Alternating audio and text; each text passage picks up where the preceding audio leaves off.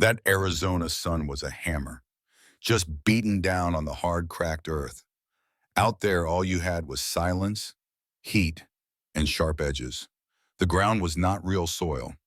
It was just baked earth and broken rock, with cactus claws reaching out for you.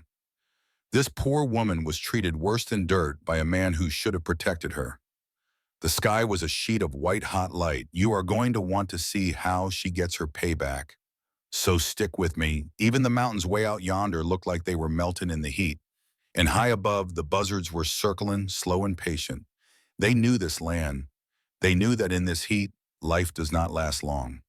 And Clara, she was moving like a ghost. She was only 25 years old, but the horror of the last 3 days had aged her something fierce.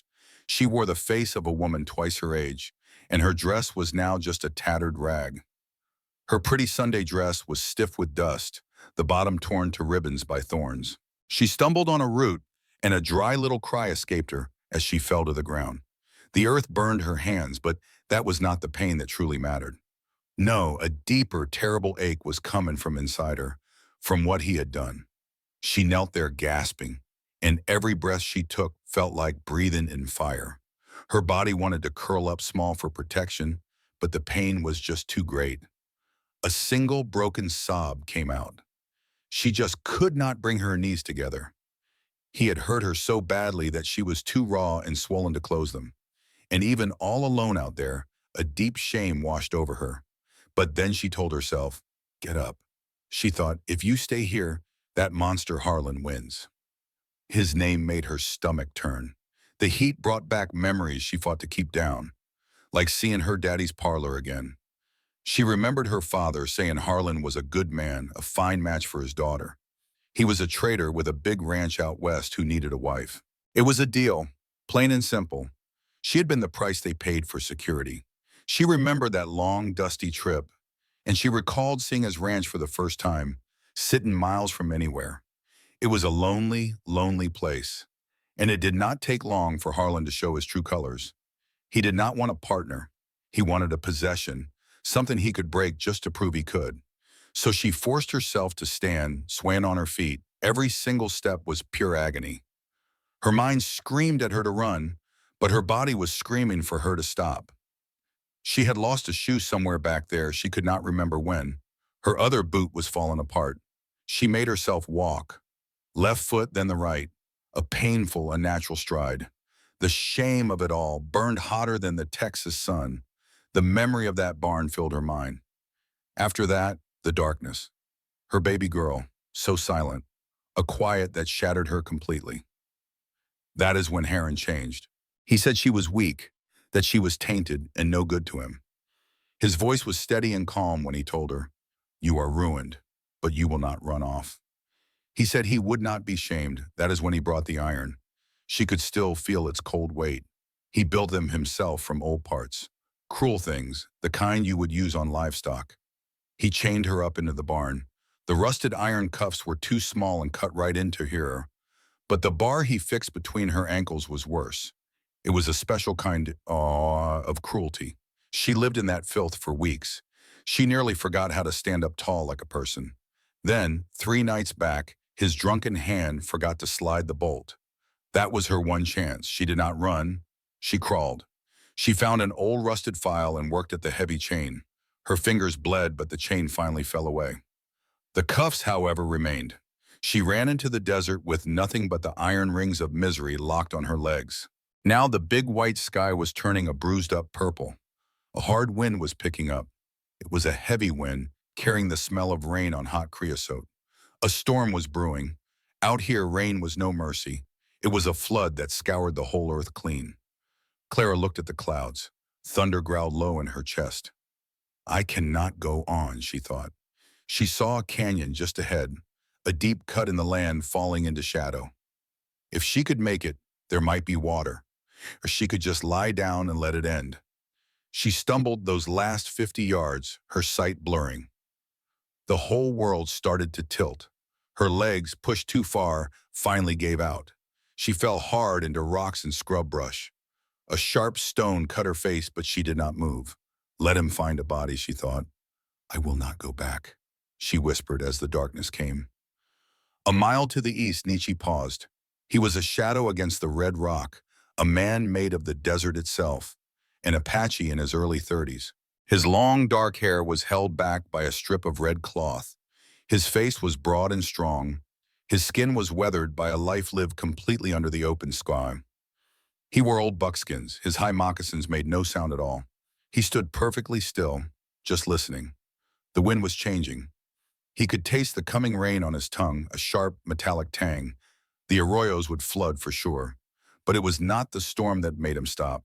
It was the ground. To most folks, that was just wind-blown dust. But to Nietzsche, it told a clear story. Someone had been through here, and not too long ago. He knelt, seeing the tracks in the soil were all wrong. There were drag marks, signs of a stumble. This was not a warrior on the move. This was some poor wounded creature. A familiar weight of caution settled over him. He was a man with no tribe on his own since the blue-coat soldiers came. They'd hit his winter camp at dawn. He could still hear the rifle cracks in the chaos. He was scouting up on the ridge. By the time he got back, his village was just ash. His family was gone. The silence that came after was louder than any gunshot. He'd been drifting ever since. He couldn't go to the other bands because of the shame. The whispers said he failed them. So he lived like a ghost, avoiding the new settlements that popped up everywhere. And he avoided Apache fires where he'd have to face his own guilt. He knew he should leave this trail be. A settler meant trouble and a soldier meant death. But these tracks, they just pulled him in. They were desperate scratches in the dirt. He stood up smooth-like and started to follow. He moved with a quiet purpose, his eyes scanning everything. He kept his Winchester rifle ready. The trail led him right toward the edge of a box canyon, and the wind began to howl. The first big drops of rain hit the ground, and that's when he finally saw it. It was a bundle of gray cloth wedged between two big rocks. At first, it looked like trash, but then the wind lifted a piece of it, and he saw the pale, sunburnt skin of an arm. Nietzsche stopped about 10 paces away. He raised his rifle just a bit, ready for anything. He waited for a good long while, but the figure didn't move. He crept in closer, quiet as a mouse. It was a white woman lying face down. Her hair was a matted mess, the color of dry grass. One of her arms was thrown out, like she was reaching for something that was not there. Her dress was torn high up her leg, showing limbs that were swollen and bruised up something awful. He'd seen bullet wounds and burns before, but this was different. "Wake up," he said softly. His own voice sounded like gravel, rough from not being used. She didn't stir at all. He reached out and touched her shoulder, and she jumped like she'd been hit with a hot coal. She scrambled backward, her eyes wide with a wild kind of fear as she stared at him. It was a look that went way beyond just being scared. She tried to push herself away, but her legs wouldn't listen to her. She let out a low whimper, trying to pull her knees together, but they wouldn't close. They just trembled, something fierce. Nietzsche stayed low, holding his hands out, open and empty. He held his hands out, showing they were empty. He saw her fear, but he saw the sickness too. She was burning with fever. "No," she whispered, her voice all dry and scratchy. "Please." Nietzsche glanced up as the sky finally broke open. The rain started coming down in sheets, a cold curtain across the desert. If he left her, the cold would finish what the sun had started. She would not see the sunrise. He looked at her again, so helpless. She was broken, and in her eyes he saw the same lonely ache he carried in his own heart. He made a choice right then, one that went against every bit of common sense he had. "I'm taking you," he said, "to a dry place." She just shook her head, tears making little trails in the dust on her cheeks. "No," she sobbed, "do not touch me." He did not have the right words to soothe her, and he surely did not have the time. That desert air was getting colder by the second. He moved to her. She tried to fight him, but her little fists just bounced right off his chest. He caught her wrists, gentle but firm. "Be still," he said. He slid one arm under her back and the other under her knees. When he lifted her, she screamed, a sound that the thunder just swallowed right up. He felt her whole body go stiff with pain. It hit him then that just being held was causing her terrible pain. He shifted his grip, trying to carry her without putting pressure on her poor legs. But she was limp now, having passed out from it all. He started walking with her. She was light, far too light for a grown woman. He moved along the canyon's edge to a hidden path he knew, one that led down into the rocks. This was his place. He had a small camp set up in a hollowed-out spot in the cliff wall where the wind and rain could not get to you. The rain turned everything to slick mud. Nietzsche moved like he was born to it, balancing her against the tricky path. He could feel the fever heat pouring off of her, right through his clothes. He reached the little alcove. It was a shallow cave, perfectly dry with a soft sand floor. He knelt down and laid her gently, trying to let her legs rest the way they seemed to need to. She moaned softly in her sleep. Nietzsche got to work. The storm was raging, something fierce outside, but inside it was calm. He grabbed the dry wood he kept stacked nearby. He built a small fire in a ring of stones. He was careful to keep it small, with almost no smoke. He did not want to announce to the world that he was here. The flames started dancing, throwing warm shadows on the red rock. The little space began to feel warm. He grabbed his canteen. He had to get some water in her. He lifted her head and tipped the canteen to her cracked lips. She sputtered and coughed, then she drank it down like she was parched. Her eyes opened for a second. She was not really there. Her eyes wandered from the fire to him and back again. She did not scream this time. She just looked too tired to be afraid. Nietzsche set the water down. He looked at her legs. Her dress was ruined, soaked and caked with mud. The cloth was stuck to her wounds, and a bad sickness was setting in. That dress had to come off. He pulled the knife from the sheath on his belt. His knife was sharp obsidian with a leather-wrapped handle. When she saw it, she gasped and tried to sit up. "No," she whispered. "Medicine," Nietzsche replied. "I need to see," he said, reaching for her dress. She flinched weakly. "I can't," she cried out as shame cut through her fever. "I can't close my legs. It hurts." She said it like a terrible confession. She felt like her own body had committed a crime. Nietzsche paused, his gaze meeting hers. He spoke very slowly, making sure she understood each word. "I will not hurt you." He moved the knife with a steady hand. He knew she could not move, so he did not ask her to. He just carefully cut the wet fabric of her skirt away, peeling it back from her body. As the cloth fell away, Nietzsche froze. He had seen terrible things, but what he saw now soured his gut. Her legs told a story of pure torture. The skin around her ankles was gone, replaced by deep, raw wounds. Iron shackles had eaten right down to the bone. The sores were red and weeping. The edges were black and dead. But it was worse higher up. Her thighs and shins were rubbed raw. The skin was gone in big patches. Then he understood. She had not just been shackled. The restraints were rigged to hold her legs apart, leaving her completely helpless. Her thigh muscles were swollen and knotted tight as a rope. An iron bar must have done this. It had rubbed her raw with every single movement. There was no peace, no rest from the pain. She had been treated worse than any animal. Clara covered her face, her shoulders shaking with silent sobs. She felt completely exposed. Her deepest shame was laid bare, in front of the man her people called a savage. Nietzsche just stared. The firelight showed how deep the damage truly was. It was unbelievable. Only a demon could think up something like this. To turn a woman's own body against her into a prison of constant, burning pain. To bind her in cold iron until her flesh gave way. He could still see the ghost of the metal in her skin. Nietzsche's jaw clenched hard. A muscle ticked in his cheek. He gripped his knife, knuckles white. For 3 long years since losing his own family, his heart had felt like cold ash. He thought he was empty. He believed he could not care for anyone ever again. That part of him had just burned away. But looking at this broken woman who thought she was a monster for something done to her, a spark ignited in that ash. A fire flooded his chest. It was pure, burning rage. He looked from her wounds to her face. She peeked out, expecting him to be disgusted, waiting for him to leave her to die.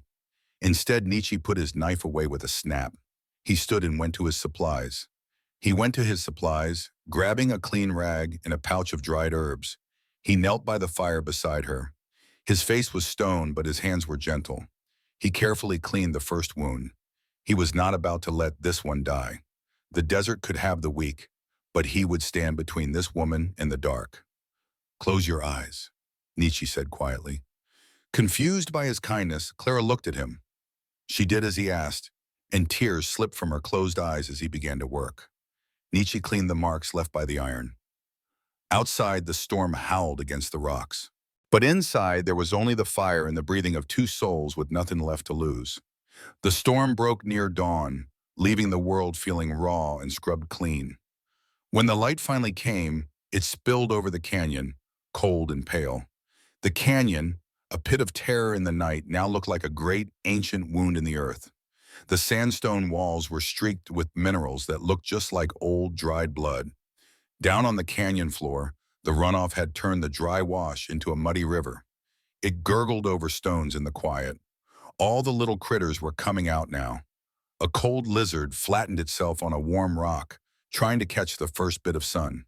The cacti, both the cola and the prickly pear, stood tall all around. Their spines were washed clean of dust, glistening like thorny guards in the new light. Clara woke to the smell of wet sage and wood smoke. For a second, she was lost. She thought she was back in that awful barn, smelling the moldy hay and chains. She braced herself for Harlan's rough hand, shaking her awake for chores. He treated his prize horse with more care, but this air was fresh and sharp. It smelled of pine from the canyon rim. She opened her eyes to see rock, not a rotting roof. She was in a massive, curving stone alcove, a dry pocket safe from the storm. She tried to sit up. That was a big mistake. The pain was immediate. A line of fire shot through her, a tearing feeling that stole her breath away. She gasped, a sharp sound echoing off the stone. Her legs were stiff and cold. The muscles, locked tight from weeks of misery and a hard escape, refused to work. They seized up in a terrible cramp that made her cry out loud. "Stay still," a voice said. It was deep and rough, but quiet. Clara froze, the memory of the night rushed back. The storm, the Apache man, her rescue. Her heart pounded. Her heart hammered something fierce. And there he was, Nietzsche crouching by the fire. Every single move he made had a purpose. There was no wasted motion in him. He was coaxing a little bit of heat from some damp wood, a tin cup and some greens beside him. When he turned to look at her, his face was like a mask carved from copper. He sure didn't look like the monsters Harlan had warned her about. Not by a long shot. He just looked tired, like a man carrying a weight that had nothing to do with his pack. "You're hurt," he said. It wasn't a question. It was a fact. Clara swallowed hard. Yes. She tried to pull her legs together out of pure instinct. A sickening wave of pain shot through her, and her knees just fell open again. A hot shame washed over her. She was laid out for him to see, like a broken doll. Nietzsche stood up and moved to her side, kneeling down so they were eye to eye. He reached out a hand, and Clara flinched, remembering Harlan's grabbing, striking hands.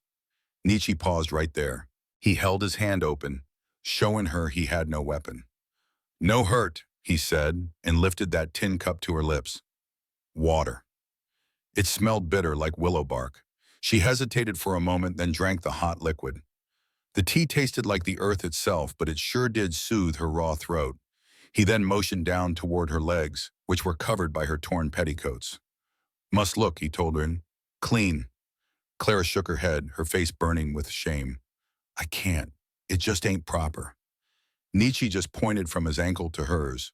"Poison comes," he said, the words coming slow. "If poison stays, leg goes, or you die." The plain truth of it silenced her. She'd seen gangrene on a ranch hand once before. She remembered the blackening skin, the awful smell, the saw. She closed her eyes and nodded. Nietzsche pulled back the blanket. Her ankles were raw and swollen, something awful. The flesh was puckered and weeping, but the insides of her thighs were far worse. That wicked spreader bar Harlan had built had rubbed her skin clean off. Her muscles were all knotted up, traumatized into a constant, agonizing tension. Nietzsche's face was like stone, but Clara saw his jaw tighten. He was furious. He took a handful of a green paste he'd made and began to pack it gently on the wounds. The coolness was a shock at first, then it started to sting something fierce. "Who did this?" Nietzsche asked, his eyes never leaving his work. Work. His hands were surprisingly gentle as he wrapped a clean cloth around her ankle. Clara stared at the roof of the small cave. It was hard to even say the name. My husband, she whispered. Nietzsche stopped, his hand still on the bandage. Husband, he repeated. The word sounded all wrong coming from him, and a husband keeps, a husband protects. This man was an enemy. He is both, Clara said, her voice shaking. And then the story just spilled out of her. Maybe it was the fever, the pain, or the quiet way the stranger listened, but the words just came. She told him about coming out west 3 years ago. She was only 22 then, filled with silly dreams about the frontier and a good, strong man. But her father had arranged her marriage to Harlan, a man 20 years older than her, who got rich from land and cattle. I thought I could make a real home, she said, her voice trembling. I thought if I was gentle, the land would be gentle back. She told him how lonely it was. The ranch was like a prison. Harlan didn't want a wife. He wanted someone to watch him be great, and a servant for his other needs. He hated her gentle ways and made fun of her when she cried. Then came the baby. Clara's voice fell to a whisper. I was carrying a little girl. I could feel her kicking. But the labor, it went on for 3 days. Harlan wouldn't get a doctor. He said women have been having babies in fields forever, and I was just being lazy. She choked on a sob. When she came, she was quiet. She never made a sound, and something inside me broke. I was sick for weeks. My body never went back right. Everything just hurt. Nietzsche listened, his hands moving slower now. He was feeling the weight of every single word she said. Harlan said I did it, Clara cried, tears finally cutting paths through the dirt on her face. He said I was poison. He called me broken. He wouldn't come near me for a whole year. Then he decided he wanted a son. But I couldn't be a wife to him anymore. The pain was too bad. I told him no. She looked at Nietzsche, begging him to understand. That is when he chained me. He said if I was going to be a useless animal, he would treat me like one. He put the iron on me to stop me from running, and to make sure I couldn't fight him off no more. Nietzsche finished tying the knot and sat back. The cave felt heavy with her terrible story. He looked at her, and for the first time, Clara saw a deep anger in his eyes. It was not loud like Harlan's rage. It was a cold, still anger, like water at the bottom of a deep well. That is not a man, Nietzsche said, his voice flat and hard. That is a sick dog, and a sick dog must be put down. He stood and stared out at the canyon. His shoulders were stiff with purpose. I know this kind of loss, he said, not turning around. Clara wiped her face. You do? Nietzsche just looked out at the mountains. I had a wife and a daughter. She was 4 winters old, he said, pointing vaguely to the north. We were camped at Bitter Springs. The soldiers came at sunrise. I was not there. I was away hunting. I was up on the ridge, looking for elk. He stopped, and Clara saw his shoulders draw up tight. I heard the rifles. By the time I ran back, the sky was full of smoke. The lodges were already burning. The soldiers rode right through. They weren't looking for a fight with warriors, just shooting at the tents. He turned to her. His eyes looked right through her, seeing ghosts. I found him in the ashes. My wife, my little girl.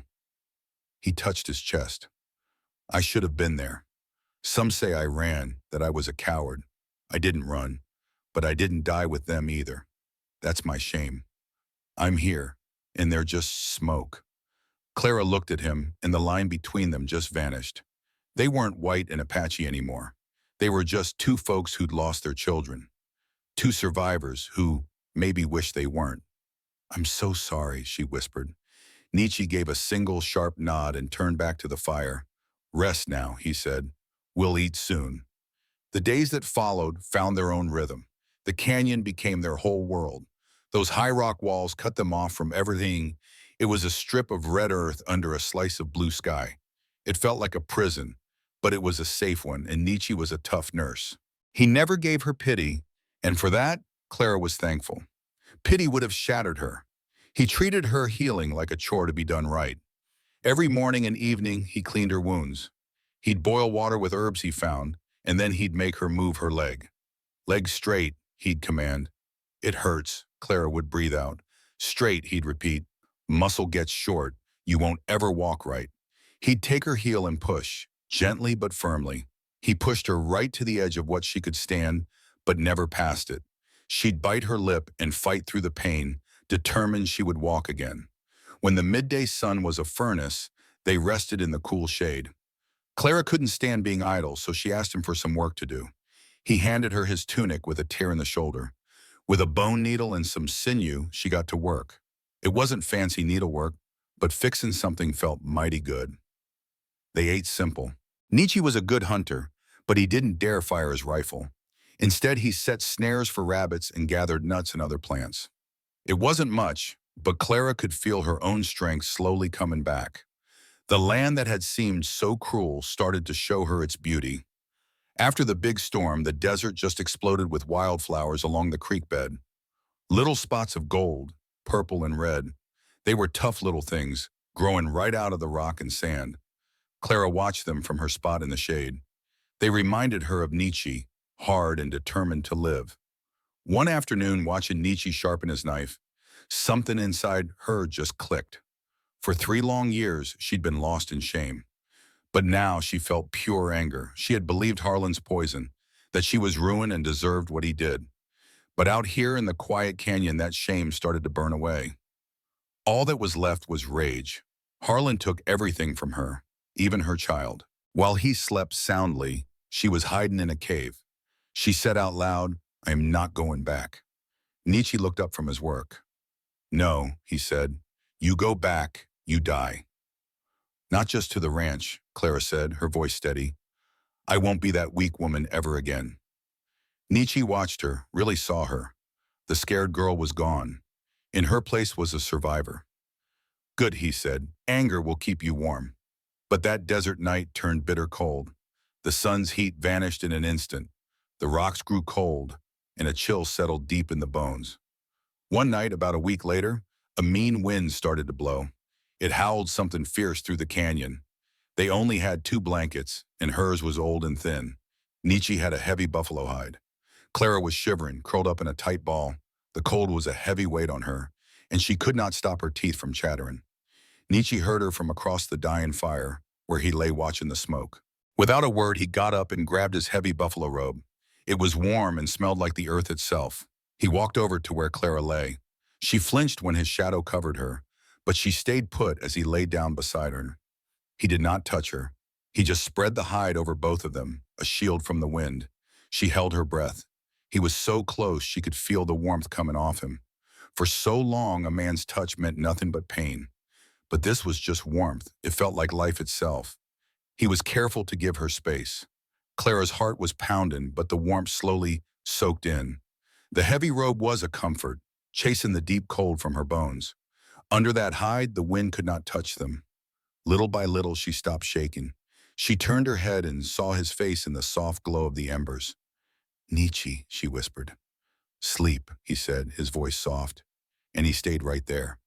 Clara hesitated, but she craved some human comfort. She slid a little closer, her shoulder brushing against his arm. A spark jumped between them. She expected him to pull away, but he did not move. He was a solid, warm wall in the dark. She could feel his slow, steady breath and matched her own to his. Right then, she knew he was awake too, and just as aware. And for the first time in a long time, Clara slept in peace. The morning light brought a strange, fragile feeling with it. When Clara woke, Nietzsche was gone, but she still felt his warmth.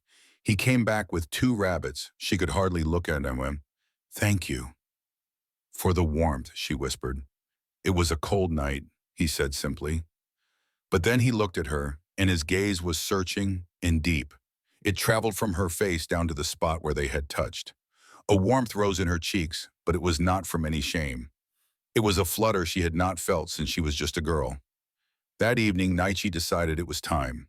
"You will walk," he said. She stood up, swaying against the dull throb of pain.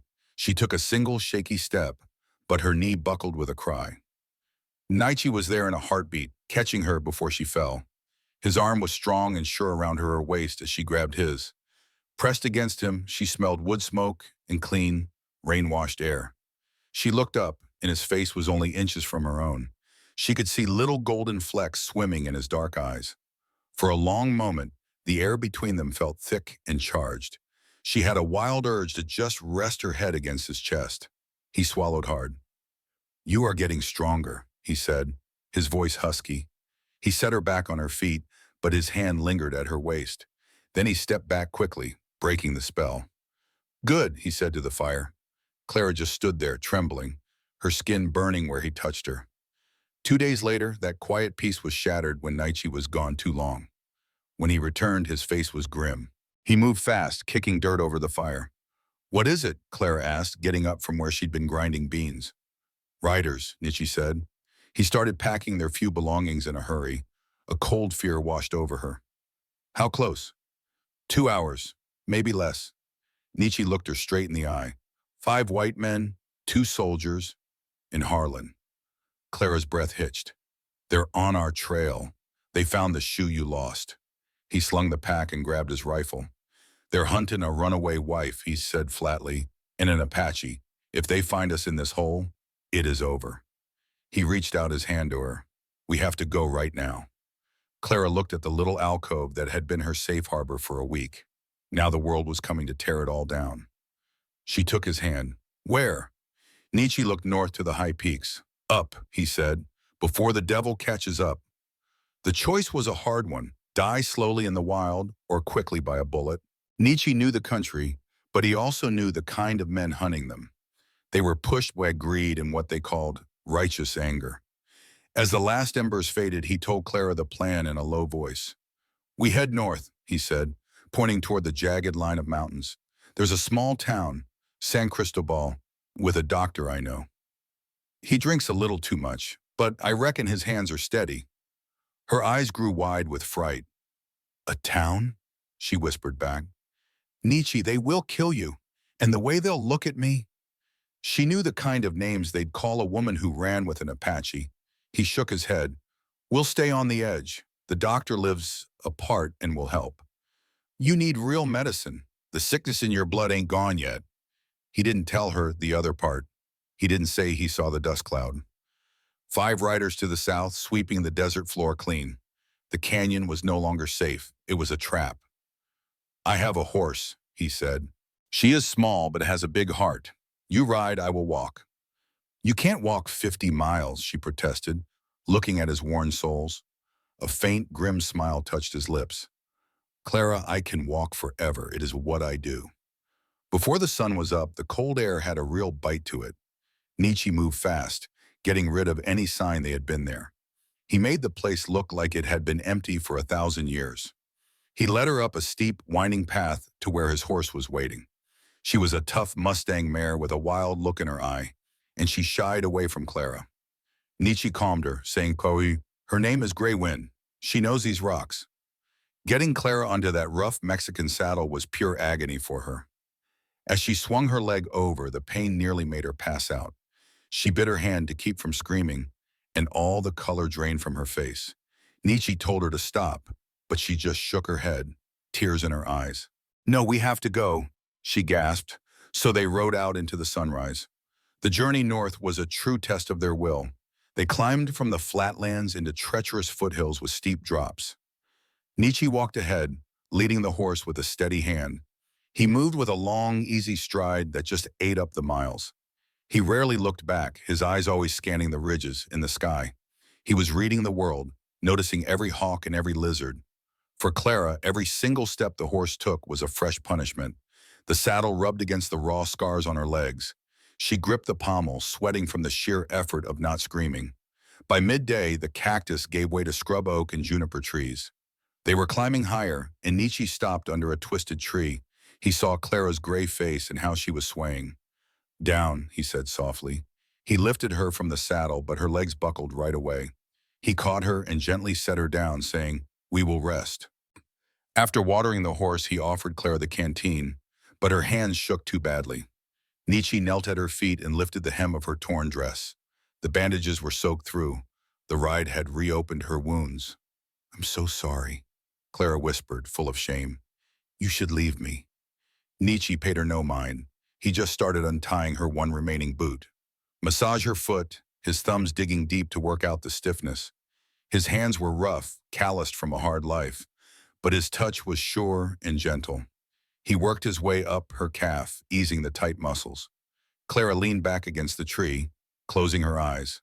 The pain started to fade, replaced by a strange warmth. It was a closeness that frankly scared her. Harlan had never touched her to help. His hands had only ever taken, always demanding. But Nietzsche's hands were giving. He moved to her other leg, careful to work around the sores. "Wei," she whispered, her voice barely a sound. "Why are you doing this?" He never stopped his work. "Because you can't walk," he said, "and the horse feels it when you ride heavy with pain." It was a simple, practical answer. But as he worked, his thumb brushed the soft skin behind her knee, and his hand stayed there just a second too long. He looked up, and for a moment his guard was down. His eyes were tired, but held a fierce, quiet strength. "We survive," he said, "both of us." They rode until the sun went down, camping in a small ravine with high granite walls to block the wind. They couldn't risk a fire, worried the smoke would be seen against the sky. They ate dried meat and hard biscuits with a little warm water. The night was huge. Above the ravine, the sky was just full of diamonds, with the Milky Way painted across it. The only sound was their horse, chewing on some grass nearby. They sat shoulder to shoulder against a large rock, sharing the buffalo robe. The high desert cold settled in, but under the heavy fur it was warm. Clara stared up at the stars. "Nietzsche," she said quietly into the darkness. "Who were you before?" He was silent for a good long while. She figured he wouldn't answer. He saved his words like a man saves water. "I was a man who wanted simple things," he finally said. His voice was a low rumble in his chest. She could feel it right through her shoulder. "My father was a warrior, a great raider. He wanted me to be like a hawk, but I always preferred the earth." He shifted a little, staring out into the night. "I had a dream," he said. "Not some spirit vision, just a plain thought. There's a valley by the Verde River. Good soil. I wanted to plant corn. I wanted to raise horses, not for war, but just for riding." He shaped the air with his hands. "I wanted a house with thick adobe walls to keep out the summer heat. And cottonwood trees, the kind that sing in the wind. I wanted to sit under them and watch my children run. I wanted to grow old with my wife and watch the corn grow." He let out a long, weary breath. "It was a foolish dream. The Apache are not farmers. And the white men, they don't want us to have valleys. They just want us in the dust." Clara turned to look at him. The starlight made his face look like it was carved from silver. He looked so noble and so very sad. "That wasn't a foolish dream," she said, her voice full of fire. "It was a good dream." Nietzsche looked at her. "And you? What did you want before he bought you?" Clara clutched the robe tight. "To belong," she said. "Not a big house, just a place where I felt right." She looked down at her stained hands. "My whole life people said I was too much of one thing or another. Then Harlan, he told me I was broken. He looked at me like a busted tool. Useless." Her voice trembled like thin glass. "I want to be somewhere no one sees a tragedy. I want to be touched." The confession hung in the air. Nietzsche went completely still. "Touched with kindness," she repeated in a whisper. "Just to know what it feels like. A hand that doesn't want to hurt or own me." Nietzsche did not speak. He did not move. But his silence was different now. It was the quiet of a man hearing a prayer. He turned his head slowly, his eyes locking on hers in the darkness. A fire in them.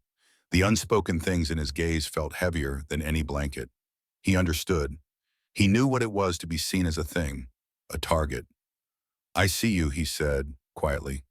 "You are not broken, Clara. You are like iron from the forge, stronger than the hammer that struck you." His words settled into her heart, mending the damage Harlan had left. The peace of the night was shattered by noon the next day. They were crossing a high, rocky ridge. The ground was treacherous, with loose rocks sliding under the horse's hooves. Nietzsche suddenly froze. He dropped into a crouch, pulling the horse down. "Get down," he hissed. Clara slid from the saddle, ignoring the pain, and crawled beside him to look over the edge. A mile below, a cloud of dust was rising, and out of it came riders. Nietzsche squinted. 5 men, riding hard, their horses sweating. He pulled a small brass spyglass from his pouch and extended it. After a moment, he passed it to Clara. "Look," he said, "the man on the gray horse." Her hands shook as she raised the glass, bringing the riders into terrifying focus. She gasped. The man on the gray was not Harlan. It was Silas, his foreman, a man with a face like a hatchet.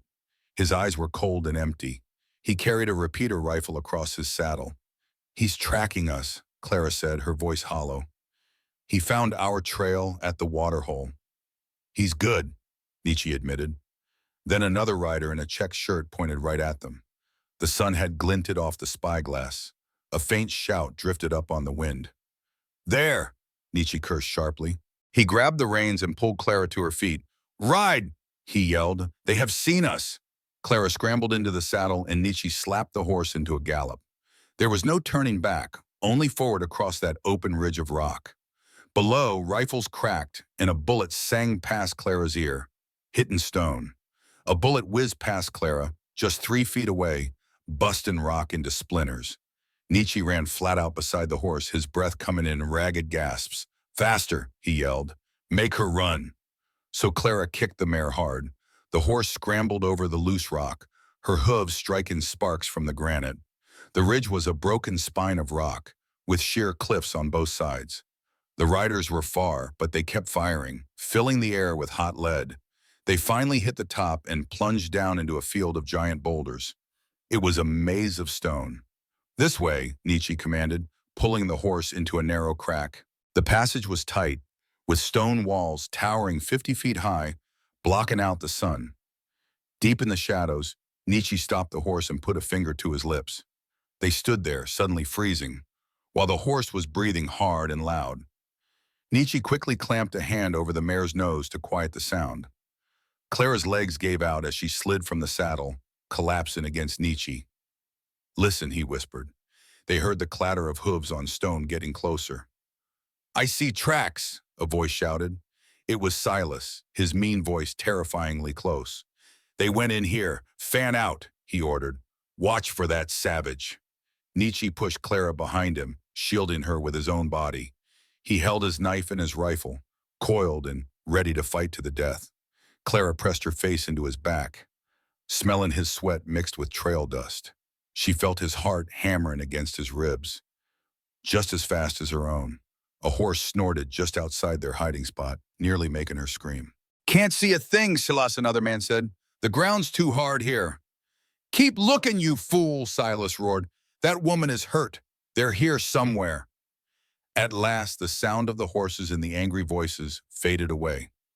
Nietzsche stayed completely still until the heavy silence of the desert returned. He finally let out his breath and turned to Clara. She was shaking something fierce. Her whole body trembled, her teeth chattering and her knuckles white on his shirt. "It is over," Nietzsche said softly, putting his knife away. "For now." He pulled her right into his arms. It was not a choice, but a pure necessity. He held her tight, a shield against the world, and Clara buried her face in his neck, shaking with silent sobs. "Shh now," Nietzsche soothed, stroking her tangled hair. "I am here. They did not get you." They stayed like that for a good long while, as the sun painted the sky above them. The whole world just fell away, leaving only the two of them. Their warmth was the only real thing in a world of cold stone and danger. It was too risky to move in daylight, so they waited for night to fall completely. The wind that whipped through the rocks turned sharp and icy, smelling of snow. They huddled together in a little hollow, trying to escape the worst of the cold. A fire was out of the question. They shared the buffalo robe again, but this time, there was no space between them. Clara was still trembling. The terror had settled deep in her bones. Every little sound made her jump. Nietzsche could feel her shaking against him. He sat with his back to the stone, and she was tucked right there against his chest. He could feel the gentle curve of her back and smell the scent of her skin. It was a mix of sweat and fear, but something sweet and womanly underneath it all. "You are cold," he murmured. "It is not the cold," Clara stammered. "I can still hear his voice. It is like he's still inside my head." Nietzsche just pulled her in even tighter against him. His hand rested on her stomach. "Listen here," he said, his voice low and close. "They are just men. They ain't spirits. They will get tired and sleep. But we are awake, we are still here. Clara turned in his arms. It was clumsy, but she had to see his face. She twisted until she was looking right at him, their legs tangled up under the robe. The starlight made his face look like it was carved from stone, his eyes deep as the night. You stayed, she whispered. You would have let them take you instead of me. Nietzsche's hand moved to her cheek, his thumb gently brushing her jawline. I told you, he said. I ain't running anymore. Not from what truly matters.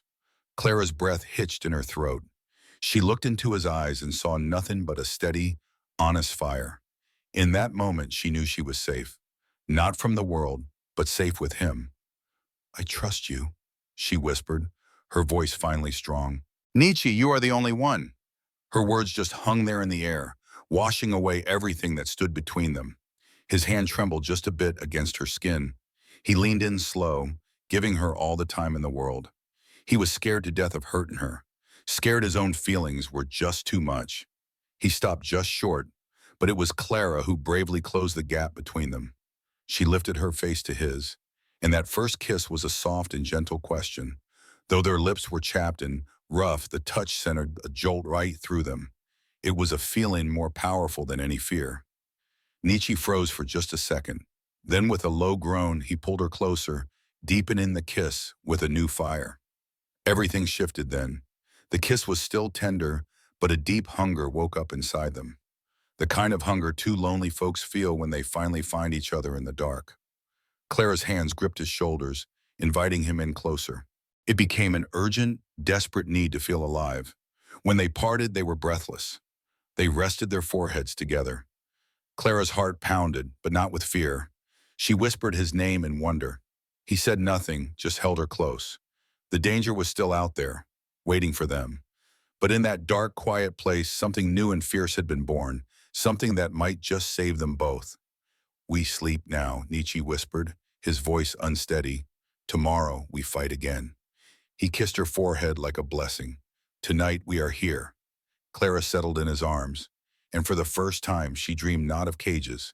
She dreamed of a peaceful valley. San Cristal wasn't some grand city, just a dusty smudge.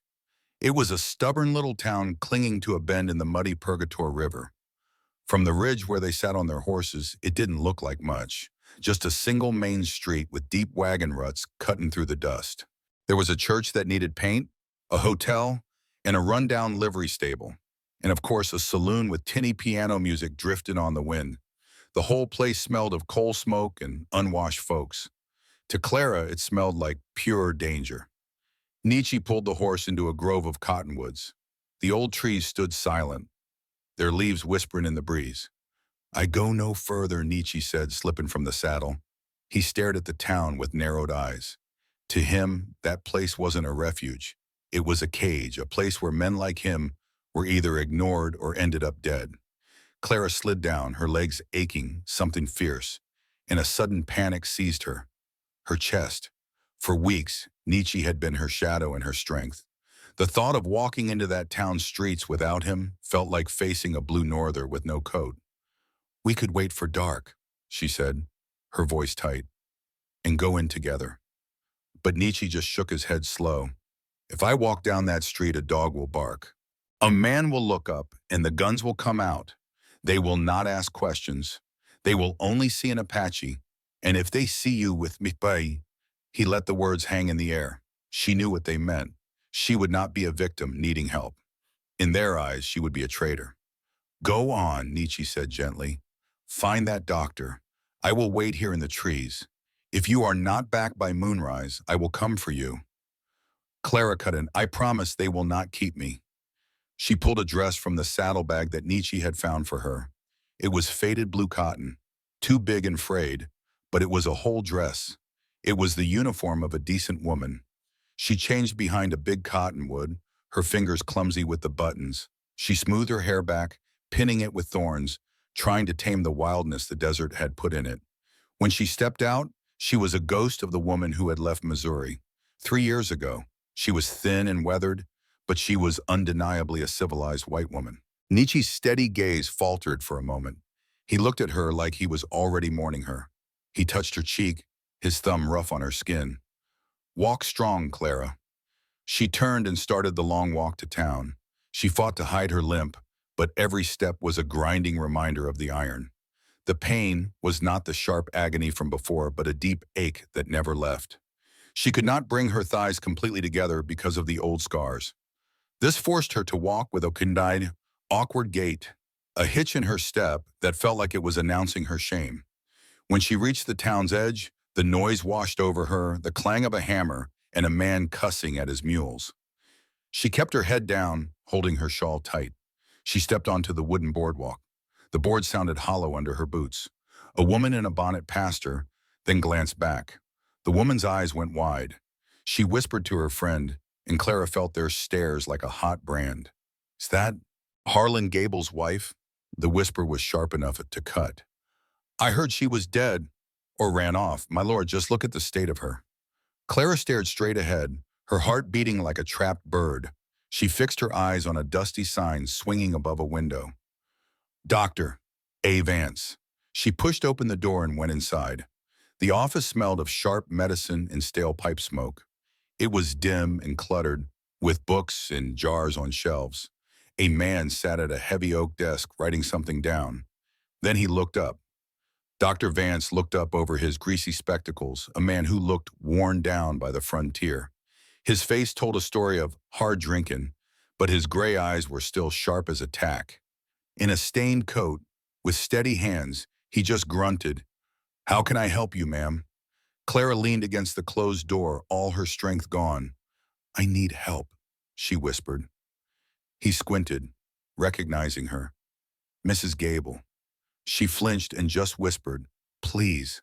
"Well, I have money," she started, then remembered she had none. Vance walked over, not asking about payment. He just looked at her face and saw the pained way she was standing, clutching the door. "Sit down," he said softly, helping her to a table in the back room. After pulling a curtain for privacy, he said, "Tell me what happened." Clara told him about the birth, the iron restraints, and her escape, but she left Nietzsche out of it. Vance listened quietly, and the lines on his face seemed to get deeper with every word.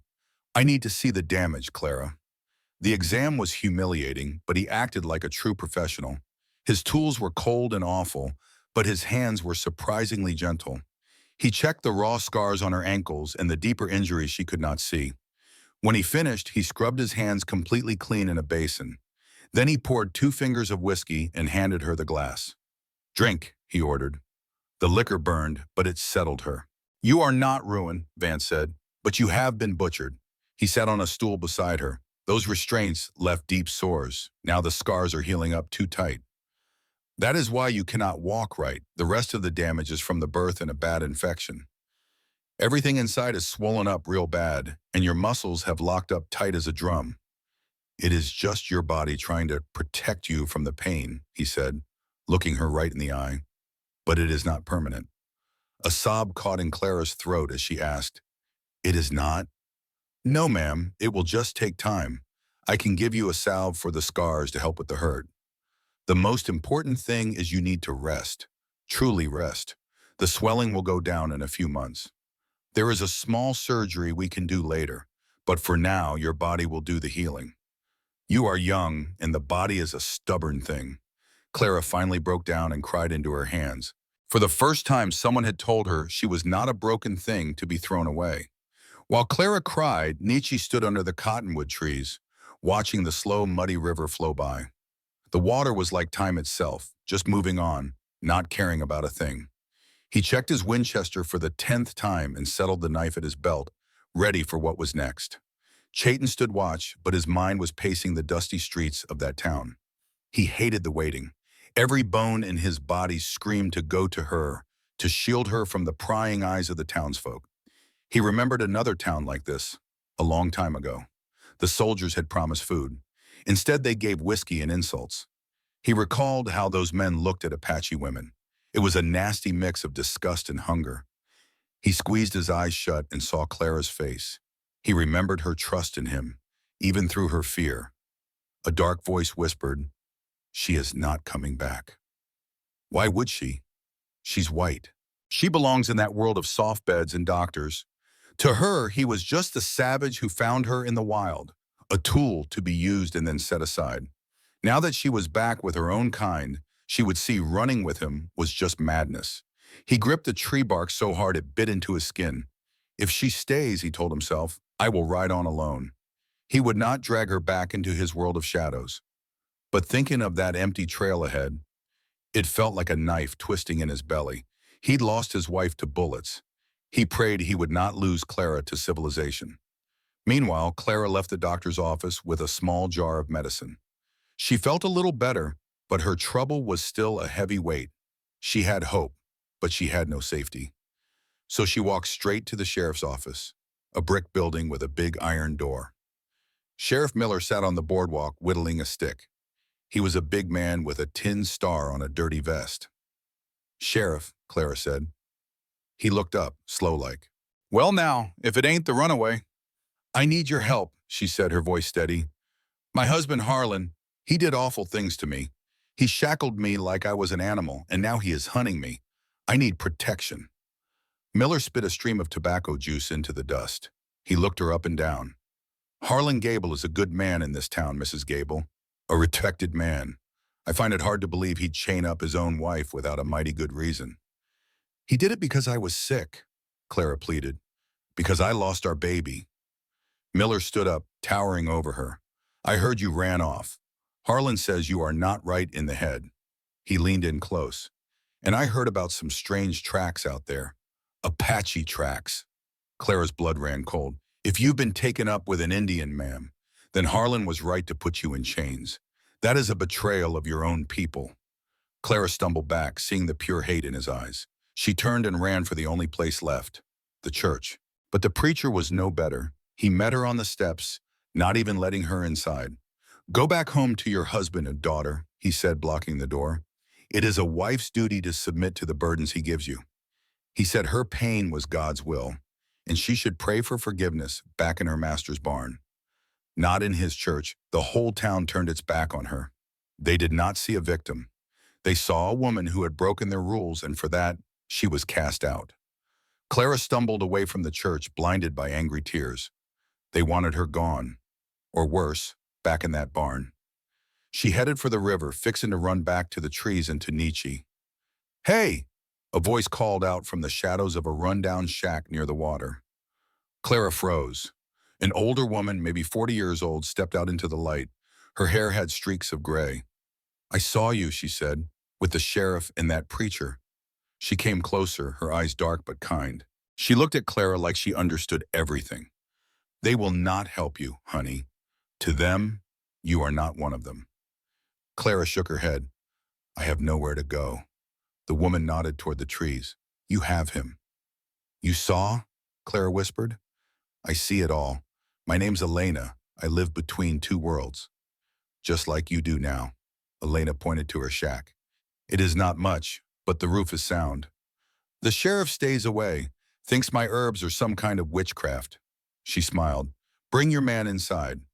Come on, before it gets dark. The small shack smelled of dried sage and chili peppers. But to Clara and Nietzsche, it felt like a palace. Nietzsche slipped inside right after sundown. When Elena saw him step into the candlelight, gun in hand, she just pointed to a pot of stew. Eat, she told him. A man fights better with a full belly. For 3 days, that shack was their haven. Elena slept up in the loft, giving them the small cot below. It was the first time they felt truly alone and safe. The doctor's medicine was finally starting to work its magic. The angry red marks on Clara's ankles were finally fading to a soft pink. The deep-down ache in her bones was easing up. She could sit without pain for the first time in months. She could even walk with just the slightest limp. But her healing went deeper than skin and bone. In the quiet nights with the fire crackling and the river whispering outside, they talked. They lay side by side on that narrow cot, just staring up at the ceiling. Nietzsche told her about his people and his fear that their ways were disappearing like smoke. Clara talked about her books, the ones Harlan had burned, reciting poems she knew by heart. As the pain in her body faded away, a new feeling started to take root in her heart. It began as a warmth in her chest whenever he would look at her. Then it grew into a real ache when his arm brushed hers. She watched the gentle way he moved, so careful. He was so gentle with her. She could see in his eyes that he wanted her. She knew it deep down, but he would never cross that line knowing the hurt she'd been through. He treated her like she was precious glass. But she wasn't glass. She was flesh and blood. On the fourth night, the rain came back soft and low. It tapped a gentle beat on the roof. They lay on the cot in the dim candlelight. Nietzsche was on his back. Clara lay beside him, watching his face in the shadows. She reached out a hand, tracing the line of his jaw. Nietzsche stopped breathing, still as a statue. "Clara," he whispered, a soft warning. She moved her hand to his chest. His heart was hammering against her palm, giving away his calm appearance. "The doctor said, 'I'm healing,'" she whispered back. Nietzsche turned his head, his eyes like dark coals in the gloom. "You are still hurt. I don't want to cause you pain." "You won't hurt me," she said, cutting him off. She took his big, rough hand, the same hand that had cleaned her wounds and fought for her. She guided it. She placed his hand on her waist, then slowly moved it down to the curve of her hip. She watched his face. She saw the fight in his eyes, his want for her warring with his fear of hurting her. "I am not broken, Nietzsche," she said, her voice shaking just a little. "Harlan tried to break me. He tried to make me hate my own body. If I stop wanting, then he wins. I want to win, and I choose you." She pressed herself against him. Nietzsche let out a long, shaky breath. He gently cupped her face in his free hand. "Are you sure?" he asked. "Yes." He kissed her. It was nothing like that first desperate kiss among the rocks. This one was slow and deliberate. It was a promise. He moved with an almost painful slowness, letting her set the pace. He would pause, waiting, making sure she was okay. When she sighed and opened to him, he moved a little more. Clara felt a ghost of the old pain from the scars. But it was drowned out by the feeling of his skin against hers, warm and real. His touch was like a prayer. He treated her scars not like something ugly, but like they were sacred ground. When they came together, it was not the violent acts she had known with Harlan. It was a true giving. Nietzsche held his own weight off her, his body trembling with restraint. He never took his eyes off her face. Clara gasped, her hands gripping his strong shoulders. There was a little pain, a sharp reminder of what was done, but there was also a fierce, wonderful heat that spread through her, burning away all the shame. She realized with a sudden jolt of joy that she could do this. She could hold him close. Her body was her own again. "Nietzsche," she whispered, as tears of relief slipped from her eyes. He stopped right away, full of concern. "Did I hurt you?" "No," she sobbed, but she was laughing too. "No, I'm alive. I feel alive." She pulled him down to her. And in that little shack, while the rain washed the world clean outside, they made a new world for themselves. They forged a bond that was stronger than any iron brand. They belonged to no one and no place. They belonged, finally and completely, to each other. The peace they had was like a small, perfect bubble. But that quiet hope was a mirage. 3 days later, Elena burst in, wild-eyed and shaking. She threw the latch as Nietzsche rose like a shadow. The old Colt was in his hand. Clara felt cold dread return. "They are coming," Elena gasped, her face ashen. "Who?" Nietzsche's voice was a low growl. "Harlan Gable. He rode in an hour ago with 6 hired guns." At that name, Clara's blood ran cold. Her ankles ached with the memory of his chains. "He's at the saloon, spinning a wicked tale. He's telling folks an Apache savage stole you. And worse. There's a $500 price on your head, Nietzsche." "He lies," Clara whispered. Elena just shook her head. "Truth don't matter. The town wants a hanging, and the sheriff agrees. A posse forms at dawn." Nietzsche did not hesitate. He packed bread and dried meat into a sack. "We leave now," he said, his voice hard as iron. "Where?" Clara asked, her legs barely holding her. The gentle man was gone. "The mountains," he said. It was hostile Apache land, another kind of death. Elena grabbed Clara's arm. "Go. They'll give you back to him. And this time he will break what is left of your soul." The truth hit Clara hard. Her freedom was an illusion. "We go," she said, her voice now steady. They slipped into the moonless night like ghosts. The air itself felt thick with the town's malice. Nietzsche lifted her onto the mare. She bit back the pain. He took the reins, facing the dark peaks to the north. He never looked back. "We ride hard," he commanded. before the sun. The climb was brutal and steep, into the biting high country air. Lungs. The climb was brutal, burning their lungs as the land changed from desert scrub to steep, rocky trails. They rode through pinon and juniper until tall, ponderosa pines blocked out every last star in the sky. Clara gripped the saddle horn, her heart pounding. The horse's hooves struck sparks on the loose rock, scaring her half to death. Every stumble felt like the beginning of a long fall. Ahead, Nietzsche just kept walking, never even slowing down. He knew Harlan would have trackers on their heels. He figured by sunup, Apache would find their trail right where they left it. By the time the morning sun painted the snowy peaks gold, they were high above the whole world. The air tasted like ice and pine, and old patches of snow still hid in the shadows of the big rocks. Nietzsche finally stopped in a small clearing. The poor horse was breathing hard, with steam puffing from its sweaty sides. "We'll rest a spell," Nietzsche said, offering Clara the water canteen. She took a drink, her teeth chattering against the tin. She glanced back the way they had come. Down below, the desert was just a hazy blur.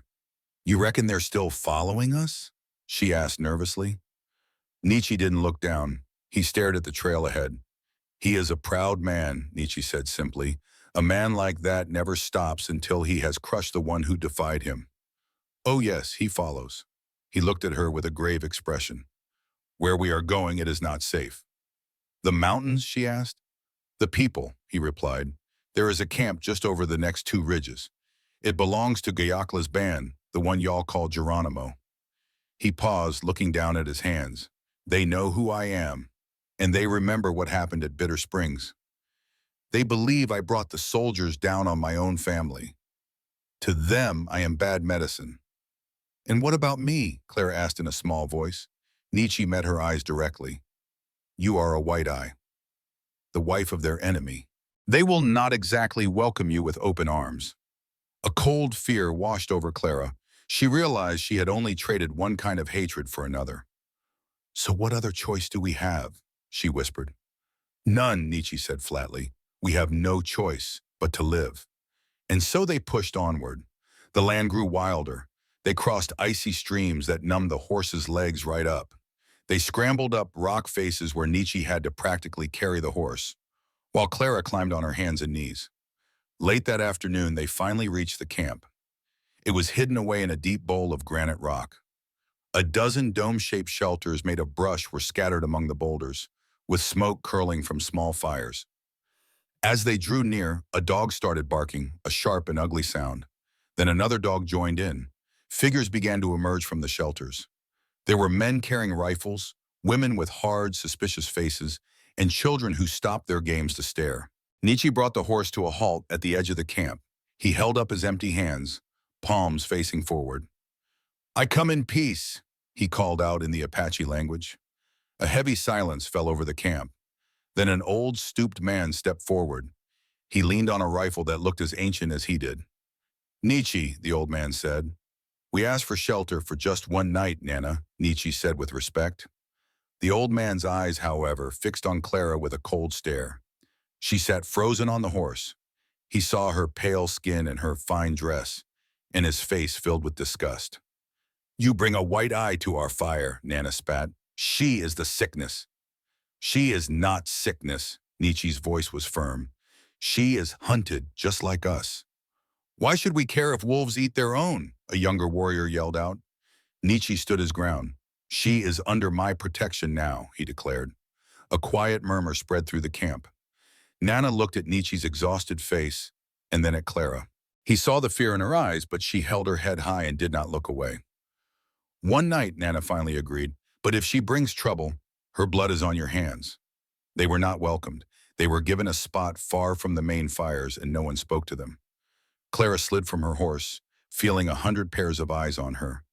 "They hate me," she whispered. "They fear what you remind them of," Nietzsche corrected, but his voice was not strong. "If Harlan finds us," Clara said, "you must give me to him." Nietzsche's eyes flashed with a fire that startled her. "Never," he said. "Then I will die," he vowed, his hand gripping hers tightly. "I will not give you back to that man."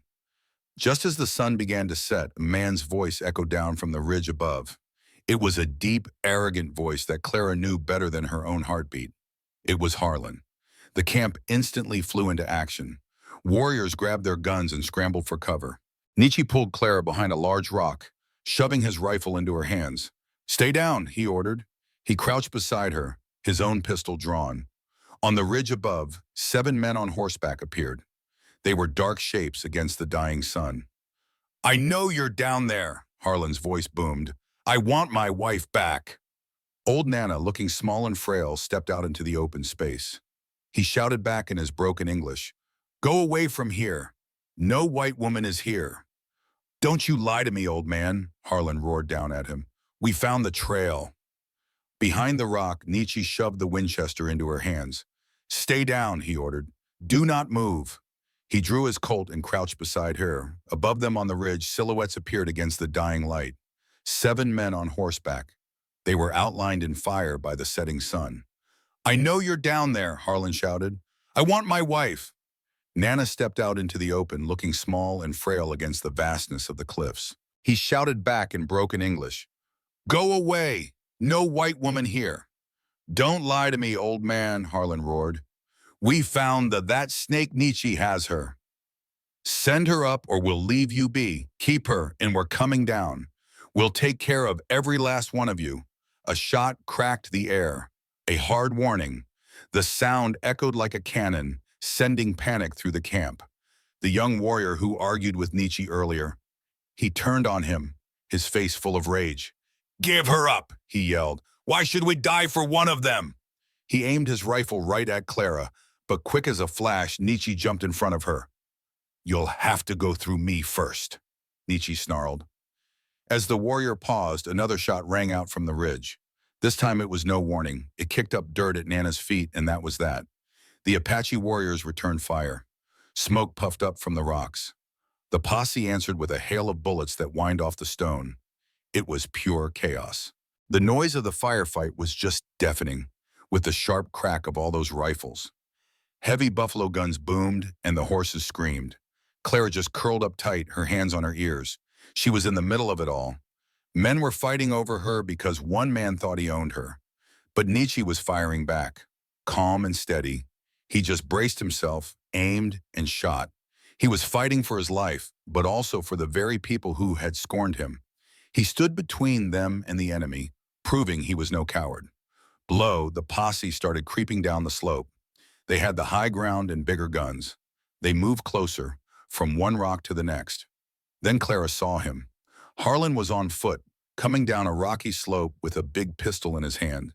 He looked like the devil himself, his coat flapping and his face red with rage. He was coming for her. Nietzsche saw him too, but his gun just clicked empty. He ducked down, cursing to reload. Just then, the young warrior who had turned on them got hit. He spun, grabbing his shoulder, and fell right nearby. Nietzsche did not miss a beat. He grabbed the fallen man's rifle and popped back up.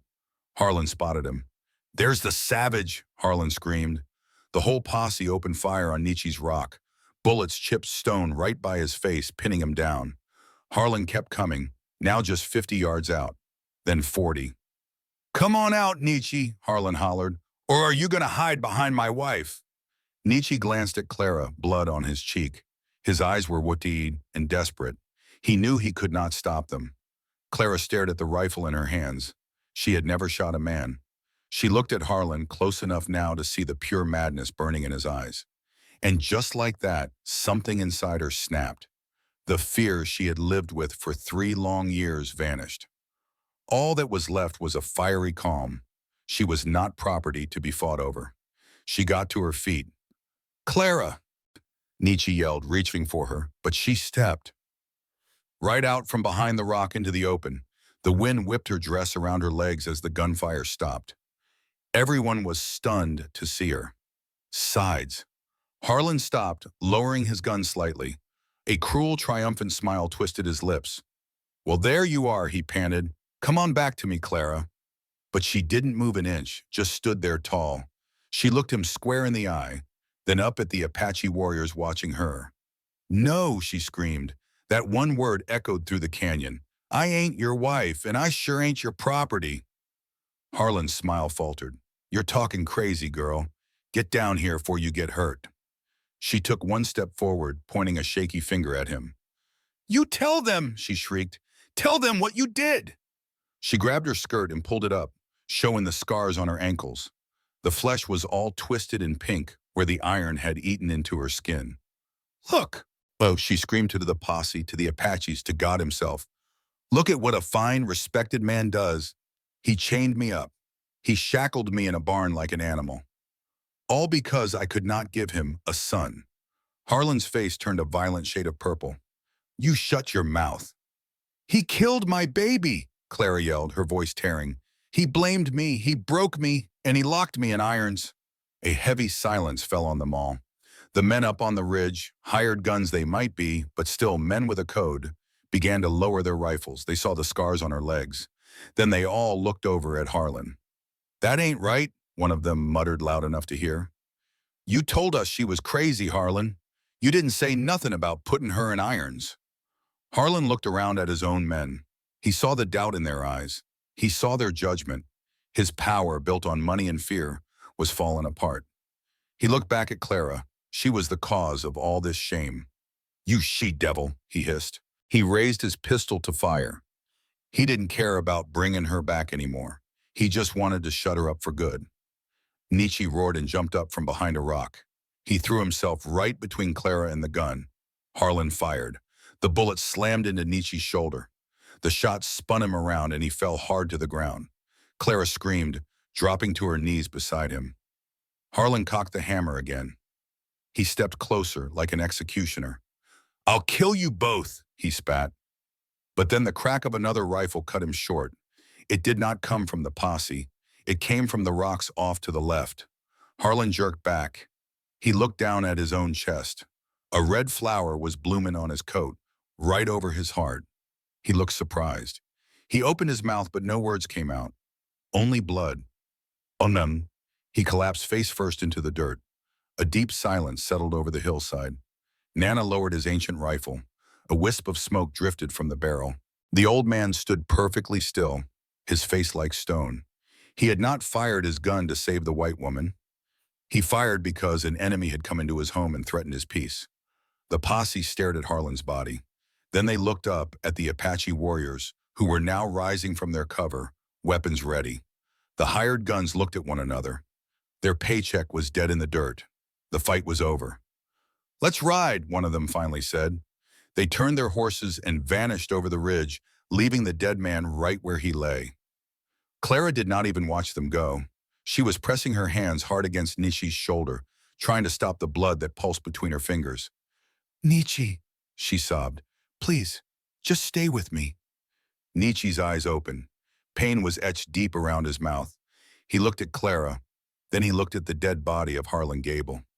"It is finished," he whispered. He lifted his good hand, his touch leaving a warm red streak on her cheek. "You found your voice," he whispered. A small smile broke through the pain on his face.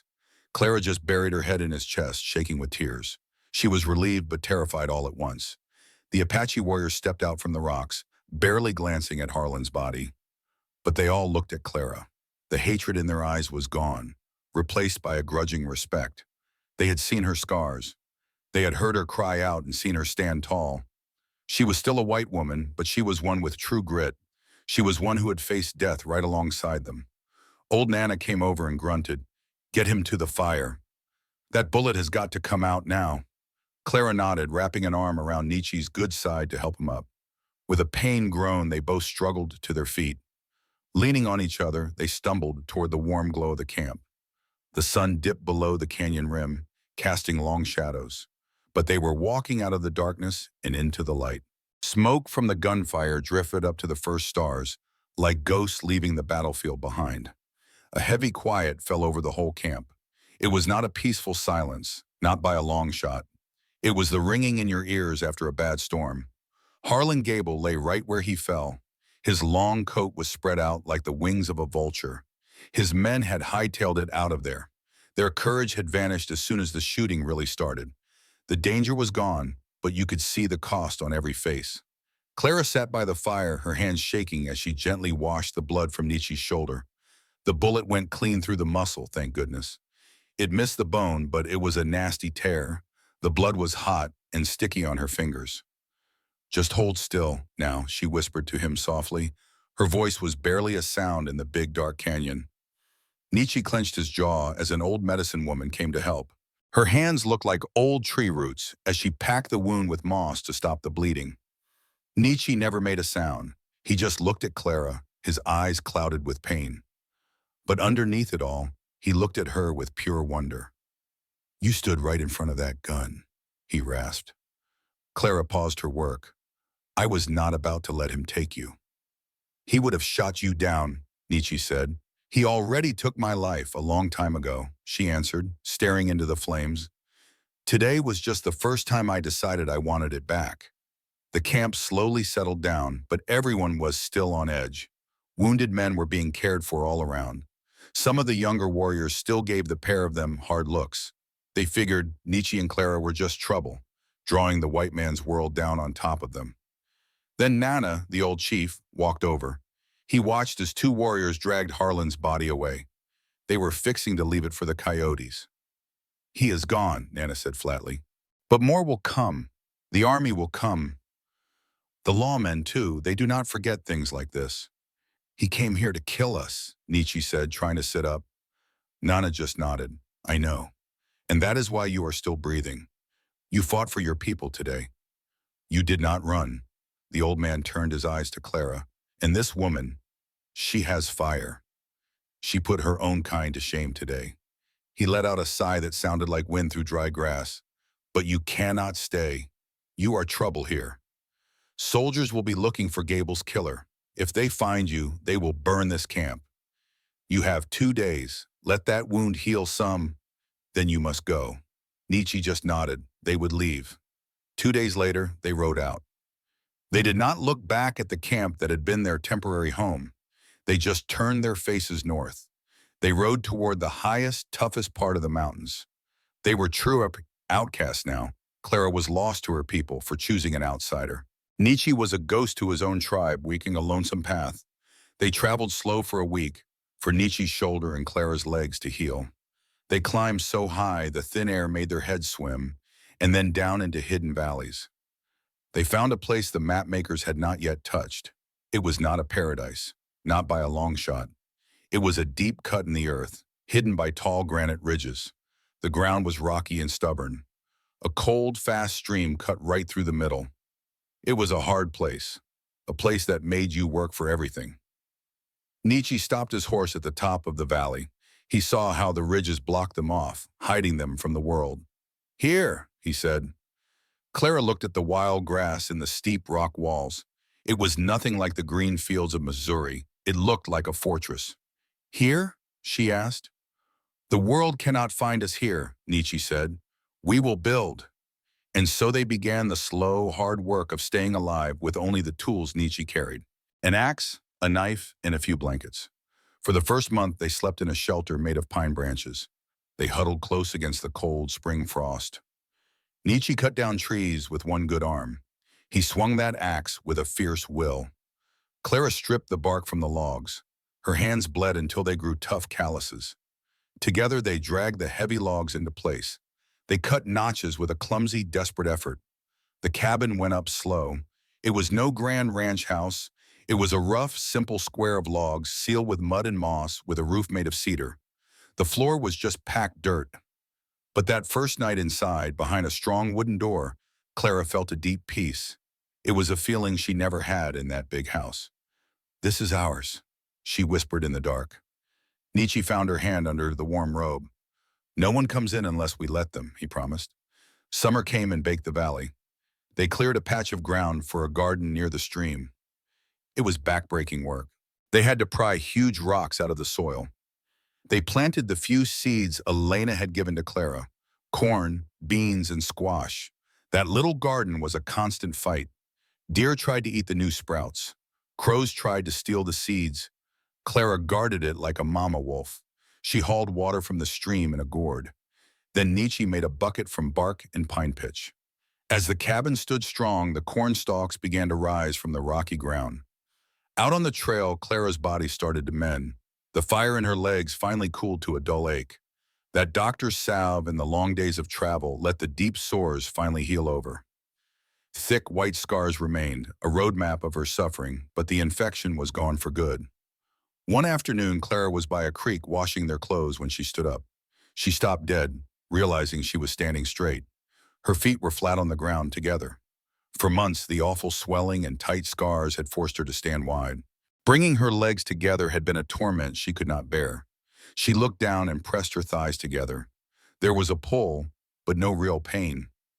She dropped the shirt, and a sob just tore out of her. Nietzsche, who was nearby, came running. He thought a rattler had gotten her. "Clara, what is it? What's wrong?" She just pointed down at her legs. He saw her standing there, tall and whole. And right then, he understood. It was a quiet kind of miracle. The ghost of that iron chain that had haunted her every step was finally gone. "I'll always have the marks," she cried, "but now I can choose." Nietzsche waded right into the water, boots and all, and he just kissed her. It was a kiss that tasted like victory, but the past never lets go that easy. The bad dreams still came. Nietzsche would wake up yelling, his mind back at Bitter Springs. He'd be seeing the fire and hearing the screams of his wife and child. Clara would just pull him close to her, whispering soft words until the fear faded. "I'm right here," she'd say. "The fire's out. You're safe with me." Other nights it was Clara who'd wake with a start, clawing at her ankles. She could feel the phantom weight of those cuffs, cold and heavy. Nietzsche would hold her feet in his big, warm hands, covering the scars to ground her. "There's no iron here," he'd rumble in her ear. "Only you and me." Their closeness became the best medicine of all. At first, they were so gentle with each other. But as the world turned and the leaves fell, their lovemaking became something deeper. It was no longer hurried or desperate. It was steady, a language they built in the dark. Clara learned to trust his weight on her, to know it meant safety, not capture. Nietzsche learned that his strength could be a shelter for her, not a weapon. Sometimes they would just trace each other's scars, reading the story of their survival on their skin. Each other's skin, but that valley wasn't going to stay empty for long. The West was a hard place, always churning folks up and spitting them out. And some of those lost souls washed up right at their doorstep. The first to arrive was the Jefferson family, all four of them. They were good black folks who got burned out of their homestead by night riders who didn't want them there. They came over the pass with a busted wagon and a mule that was mostly ribs. Nietzsche met them with his rifle in hand, and Clara stood right there with him. Thomas Jefferson, a man built like a bull with tired eyes, looked them over. He saw the Apache warrior and the white woman standing together. He did not even blink. "We ain't looking for trouble," Thomas said, his voice steady. "Just a place to rest." Clara looked at his wife, who was holding a tiny baby. She saw a familiar fear in the woman's eyes. It was the look of someone being hunted. "There's water by the trees," Clara told her. "And we can spare some corn." They stayed. Thomas was a blacksmith, and the ring of his hammer soon became the heartbeat of their little valley. Then came the Morales couple, old Mexican sheep herders who'd been run off their land. They brought a few sheep and a deep knowledge of the mountains that came in mighty handy. After them came a prospector named Silent John, a fellow who'd lost his mind in the mines. But he could find water in a dry creek bed. They were a strange bunch of outcasts, that's for sure. They didn't fit in with the towns or the tribes, they only fit there in that hidden little spot. They all had an unspoken agreement. Nobody asked about where you came from. A person was judged by how hard they worked and how willing they were to help a neighbor. Out there, the world was still a hateful place. But in their valley, they built a new kind of family. The second winter hit even harder than the first one. The snow piled up high against the cabin walls. The wind howled something fierce for weeks. It was during those long, dark nights that Clara started to worry. Her monthly courses had stopped. She told herself it was just the cold and not having enough to eat. But then the morning sickness began, and a tenderness she knew all too well. Sitting by the fire one morning, she knew the truth, and it terrified her. She remembered the barn. She remembered the awful silence of a baby who never cried. Just then Nietzsche came in from the snow. He was stomping his feet, holding a rabbit for supper. He saw how pale she was. "Are you sick?" he asked. Clara looked at him. I think, she said softly, I think I am with child. Nietzsche went completely still. He too remembered the fire and the daughter he could not save. He sat down hard on the bench. A child, he whispered. Clara started to cry. I cannot do it again, Nietzsche. I can't lose another one. What if this land is too cold? What if my body is too broken to carry it? Me inside, Nietzsche went to her. He knelt down on that dirt floor and put his arms right around her lap. We're not in that barn, he said with fire in his voice. And we are not alone. Elena showed you herbs. Mrs. Morales knows birthing. His eyes wet. This child is not death, Clara. This child is the answer to all that death. But a cold fear stayed in her gut. As the winter thawed and green things pushed through the snow, that fear began to dissolve. Her belly swelled with a vigorous life, a constant reminder that life just keeps going on. Thomas Jefferson, stubborn as a mule, made a cradle from fine walnut wood. Mrs. Morales knitted tiny socks from her own sheep's wool.